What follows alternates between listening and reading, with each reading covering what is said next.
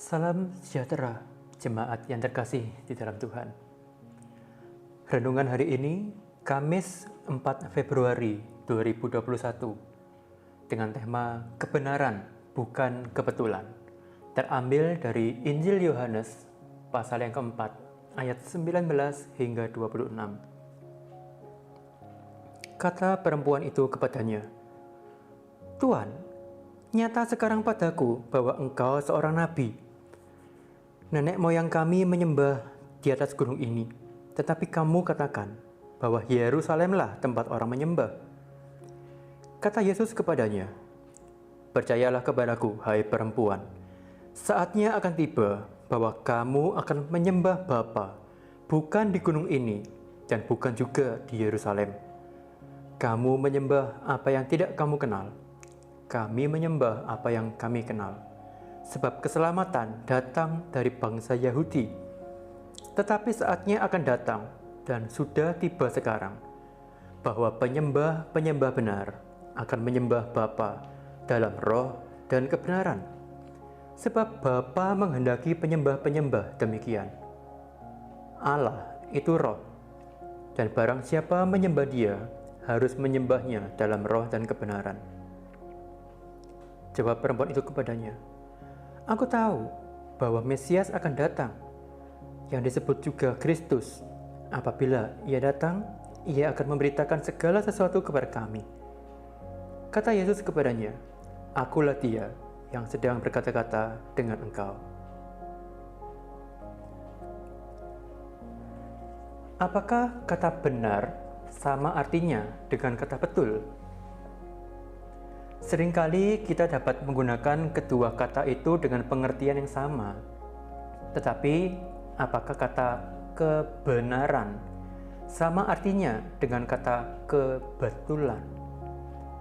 Kebenaran adalah sesuatu yang sifatnya sudah mutlak benar. Sedangkan kebetulan adalah sesuatu yang sifatnya terjadi dengan tidak sengaja.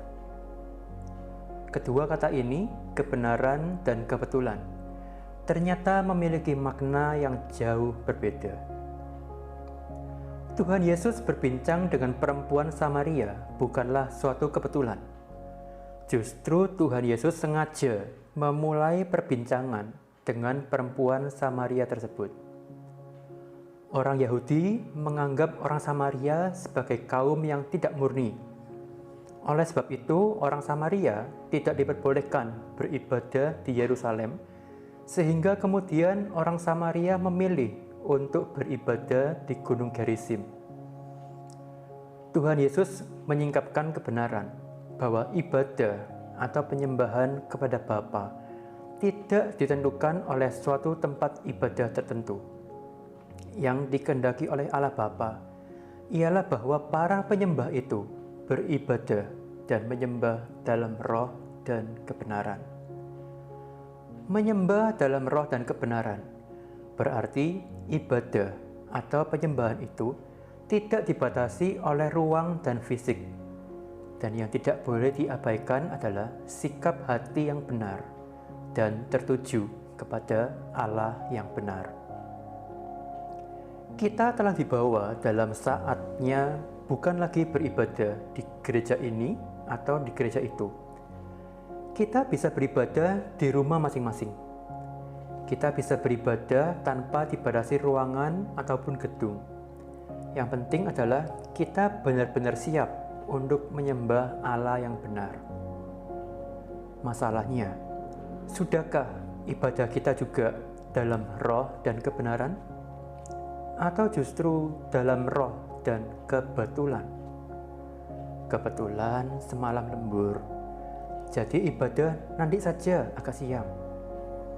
Kebetulan masih capek, ibadahnya nanti saja kalau sudah istirahat.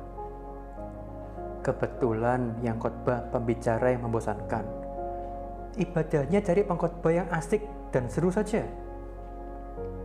Apakah kita masih berpikiran demikian? Ingatlah, Bapa menghendaki kita menjadi penyembah-penyembah benar yang menyembah Dia dalam roh dan kebenaran, bukan dalam roh dan kebetulan.